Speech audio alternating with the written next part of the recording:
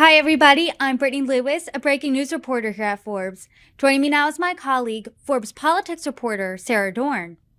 Sara, after months and months of you and I talking about it, President Joe Biden and House Speaker Kevin McCarthy finally reached a debt ceiling deal. What can you tell us about it?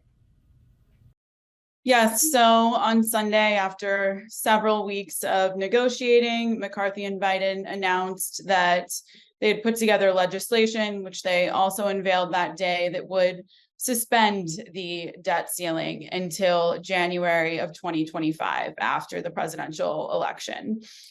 This essentially means that the federal government can continue to accrue debt and supersede congressional authority over the debt limit, which is currently set at $31.4 trillion and is likely to expire, for lack of a better word, on June 5th. That's the date that Treasury Secretary Janet Yellen has said that the U.S. could run out of cash and fail to meet its financial obligations.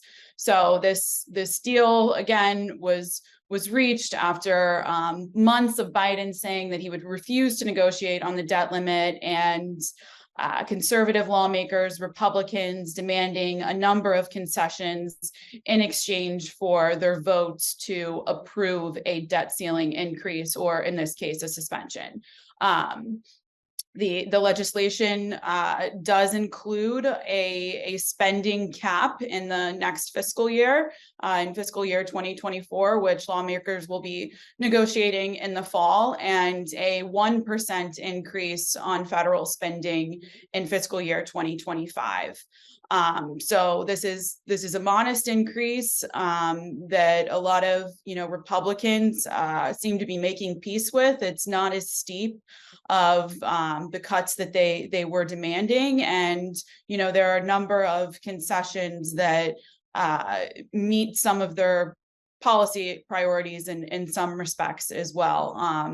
Rescinding a portion of unused COVID-19 funding, rolling back new funding for the Internal Revenue Service, some new work requirements that are for SNAP recipients of food stamps, which are not as strict as they had initially proposed, but nonetheless seem to have placated a lot of Republicans who have expressed plans, or have not expressed plans to vote against the deal, if you will.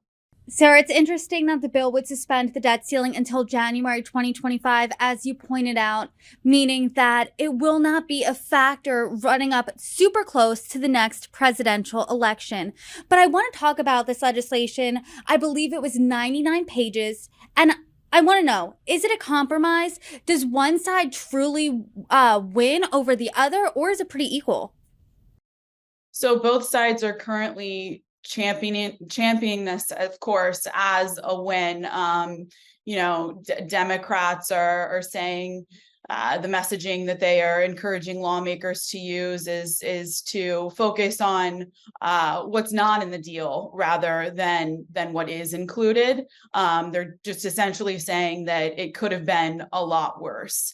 And I would say that this is considered a win in the political world for McCarthy, because he did force Biden to come to the negotiating table, which he had said for months he wasn't going to do. And yes, while we have seen some backlash among the right and left wings of both respective parties, there's not like a concerted effort to oust McCarthy, as many in the GOP, among the right-wing coalition of lawmakers, the House Freedom Caucus, were threatening to do if the bill did not meet all of their demands. That really is not happening. There has been a little bit of chatter today, and I did write about one lawmaker, Dan Bishop, saying that he could bring up this provision, what's known as a motion to vacate, to eject the speaker. But so far, he's really the only one who has said that he's willing to go that far. And in terms of progressive lawmakers, last week, as it became clear that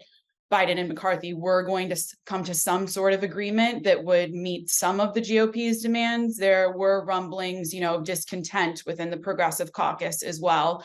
But we really haven't heard many of them speak up since the deal was announced. And I think a lot of that is because they do not want to, this to be a campaign talking point and hurt Biden's reelection chances. They don't want to give Republicans any talking points. No Democratic lawmaker wants to appear in a Republican-backed ad blasting Biden for the debt ceiling negotiations. So in terms of leadership, they're both, and I think I said this to you several weeks ago, that they were both going to, say that it was a win for their respective parties, and that seems to be coming to fruition. So. Of course you did. And they both were able to get to the negotiating table, negotiate in what seems to be good faith. And in conversations with you, in conversations with other of our colleagues, the theme was that Kevin McCarthy was the winner in these negotiations. He got President Biden to come to the table. He was the only lawmaker to get some sort of legislation passed through the House regarding the debt limit. But some Republicans obviously have expressed outrage over the deal. I'll quote some of them. Representative Ralph Norman said that the compromise was insanity, and he vowed he's, quote, not going to vote to bankrupt our country. And Representative Chip Roy did call the deal a turd sandwich. His words, not mine. Why are some GOP lawmakers upset about this deal? So really, as I mentioned, Dan Bishop is the one conservative lawmaker who is threatening to bring a motion to vacate, which would kickstart the process for ousting McCarthy as speaker over this debt limit bill. And that is absolutely not likely to happen unless something else unfolds, probably unrelated to the debt limit between now and whenever he could do this, which could be in the coming days. But anyways, when he was speaking today, the House Freedom Caucus had a press conference, and really only a few members attended. I do want to mention that, but Dan Bishop today said that he was upset that this bill really does nothing to address the federal deficit, and it does take it off the table as a campaign issue. Because reducing federal spending is a huge priority for the Republican platform, and this is definitely a vehicle into speaking about that they could use throughout the campaign to bash Democrats if these negotiations, were restarted before next year's general election. But that is not going to happen. And again, they're just generally upset that this does nothing to reduce the federal deficit and does not meet their demands for during the speakership election. For example, they demanded that spending be cut to fiscal year 2022 levels. And now we have an agreement that there is a spending cap in line with the current spending level for the next fiscal year. And like I said, a modest 1% increase for fiscal year 2025. So overall, I would say that they are just generally upset that the bill does not go as far as they were hoping that it would. Let's talk about Kevin McCarthy. You and I have talked about him a lot. Just a few months ago in that speakership battle, he was beholden to those far right members of his party. Now it seems like he's coming out on top. How not only is his speakership not in jeopardy based on these negotiations, how was he able to thread this needle, do you think? So I've been reading a little bit about his strategy for dealing with the House Freedom Caucus, and that he, in the speakership election, for example, there were a number of concessions that he ended up making, and until the very last minute, he did not agree to them. And so at the last minute, it allowed him to back them into a corner, and both sides were able to basically claim a win. The concessions were not as drastic as what they were demanding previously, but they did get some concessions.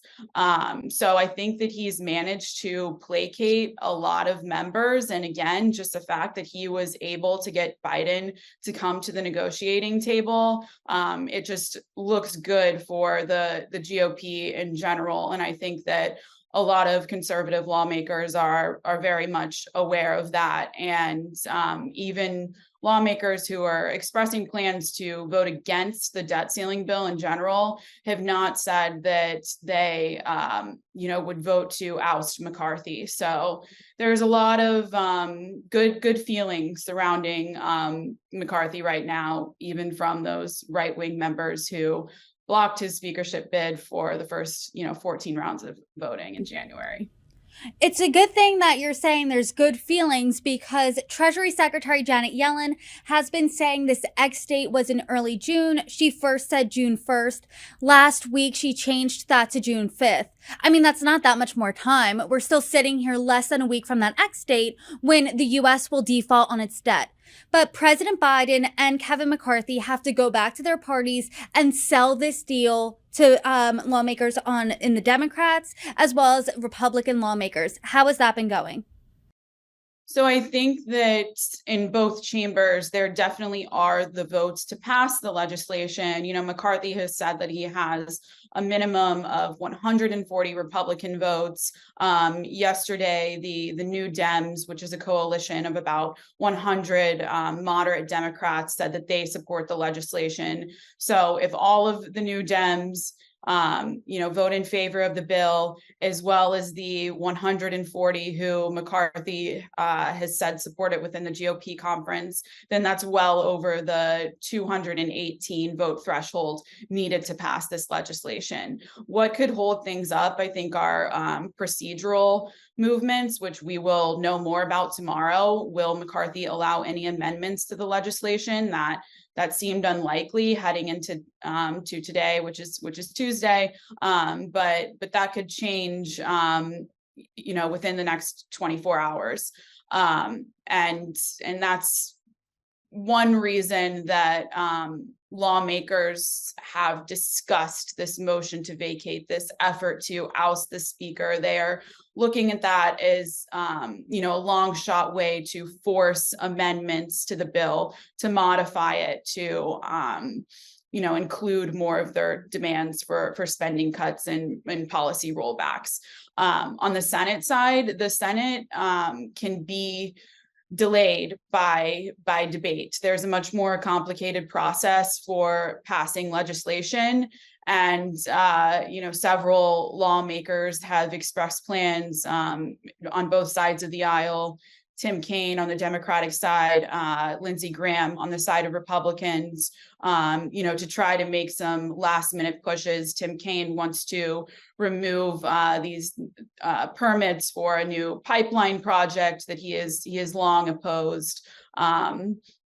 That runs through Virginia, which is the state that he represents. And then Lindsey Graham is upset that the legislation does not include more defense spending. So that'll be interesting to see how things work out in the Senate. But we haven't really heard Majority Leader Chuck Schumer comment too much on the legislation, but Mitch McConnell, the Senate Minority Leader, has said that he supports it and has urged his conference to vote in favor of it. So definitely seeming like there are votes to pass it through both chambers, but it's a question of when and will they meet that June 5th deadline. Biden, I think, expressed a very accurate sentiment about this yesterday. When asked if there was no question they were going to pass this by the June 5th deadline, he said they should.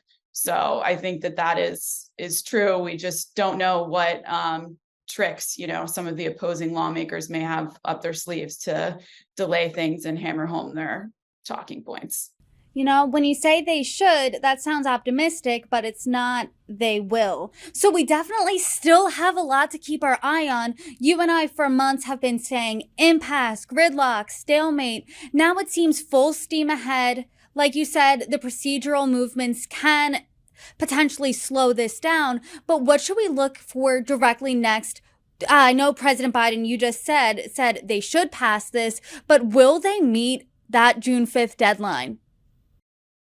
So the House is expected to vote. We're talking on Tuesday. The House is expected to vote tomorrow on Wednesday. And again, depending and I do believe that, the House will have the votes of bipartisan coalition of lawmakers will come together to pass this. I saw a whip count this morning from CNN, and I think that there were about 20 no's on the Republican side. So again, with this coalition of moderate Democrats who have vowed to support it, there should be enough votes to pass this in the House. Whether there's debate on amendments tomorrow night, I think that that's when they're expected to gavel in. That could delay things or run the vote late into the night. And then the Senate is likely to vote on Thursday, Friday at the end of the week on the legislation. And again, it'll be interesting to see if lawmakers put up any procedural hurdles as they have promised in order to delay this vote. But even if they do, they could be called back to vote over the weekend, and Senate leadership has warned them about that. So I would be very surprised if after all of these months of haggling and party leadership on both sides, cheering this deal as a win for both of them, that if they, surpassed the deadline, I think that would kind of, blunt their argument that this is a success. Sara, hopefully the next time I'm talking to you, we're celebrating that the debt ceiling negotiations, the debt ceiling deal was tied up in a nice little neat bow. The government does not default on its financial obligations. So I hope we have that conversation soon. Sara Dorn, thank you for joining me. Thanks, Brittany.